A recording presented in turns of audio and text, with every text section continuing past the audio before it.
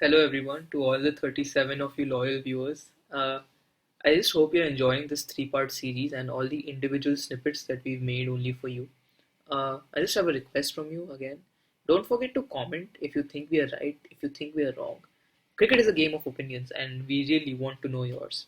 Also, don't forget to hit the subscribe button and the bell icon because we want you to gain access to our videos really as soon as possible. Thank you. खिलाड़ी वाह वाह जियो खिलाड़ी वाह वाह The next one that we had on the poll was Courtney Walsh versus Makhaya Ntini. Now again, Makhaya Ntini was in that group of bowlers of South Africa, which was probably, the top bowling attack of their time in their own right with Pollock, Steyn, etc. So what do you guys think about this matchup? I think personally, Makhaya Ntini was a fantastic bowler. I thought he always punched above his weight. Probably wasn't the most skillful compared to some of the others on that list, but that's taking nothing away from his record and his ability and what he was able to achieve in Test cricket. I think Courtney Walsh, for me, takes this one out just because what he was able to do with the ball. I think he's one of those guys in that list that so similar. They make bowling look so easy, so languid, and was able to move the ball at will and outwit the batsman so beautifully, and combine skill and will to outdo the batsman. And there's a reason why he was leading Test wicket taker there for a while. So Makhaya Ntini was outstanding, but for me, Courtney Walsh, just that extra bit of skill with the ball, was able to outwit batsmen for me. I was at Courtney Walsh's last Test match, which was in Sydney in 2001, and it was quite sad. I mean, he got an honour guard as he walked out to bat for the last time, and as I said, way back at the start of my cricket watching life, he was in that side in 84-5. Yeah. So over the course of 16 years or so, he was the one constant as the West Indies went from the best by miles on this sad decline. Yeah. They lost that 2000-2001 series against Australia 5-0. It's the last time Australia's ever allowed them to play 5 Test matches in Australia. Since then, they've cut them to 3 Test matches or even less. And so it was really sad that he was the last link to that side of absolute greatness. And his own career was absolutely fantastic. So bowling average of 24 point something, tremendous bowler.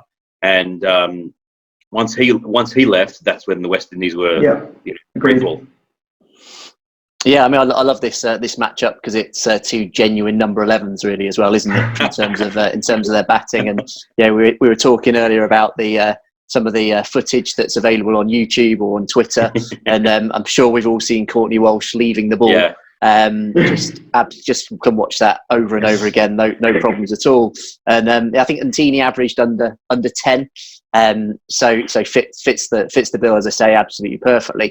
And again, Courtney Walsh, a player I didn't really get to see a great deal of in his prime, but right at the end of his career, the final tour to England, him and Curtly Ambrose were just absolutely incredible. Unstoppable, and it just got to the point where they would just get wickets, no runs, and then England just had to try and get anything off the change bowlers. And these poor change bowlers, they weren't that bad, but they just looked like absolute village players in comparison to the two greats. So it's still just everything about Courtney Walsh, from his run up to the way he bowled to the way he left the ball when he was batting, just brilliant.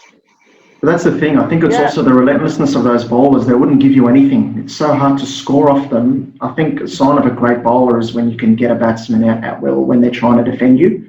That's what Walsh did brilliantly.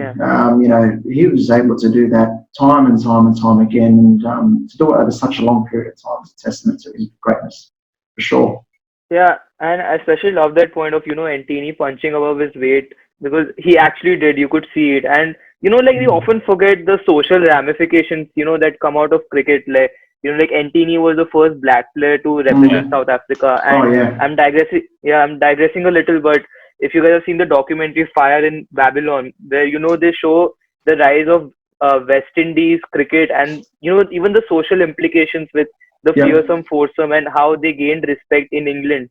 So really, these bowlers, they've done so much even socially for their own countries. For sure.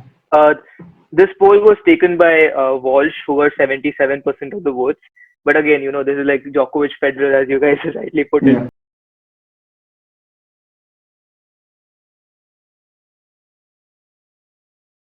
Day.